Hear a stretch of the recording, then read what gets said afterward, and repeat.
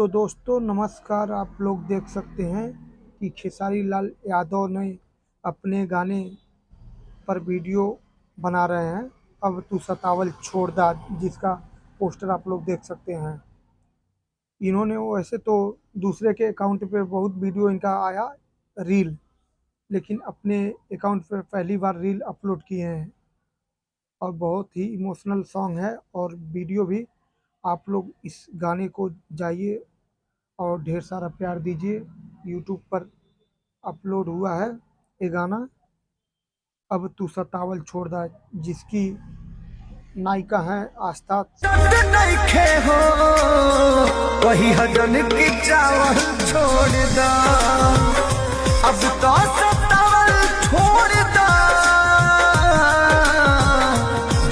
तो भाई जब भी इमोशनल सॉन्ग आता है खेसारी लाल यादव का, वो गर्दा मचा देता है।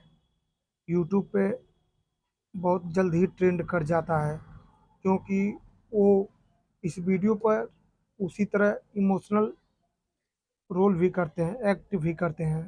तो आप लोग जाके उनके गानों को सुनिए। अब तू सतावल छोड़ दा, हमके मुआवल छोड़ दा। आप लोग देख सकते हैं गुलदस्ते हाथ में लेकर के और बॉडी दिखाते हुए सिक्स पैक के साथ। हम तो मानते हैं कि भोजपुरी में खेसारी जैसा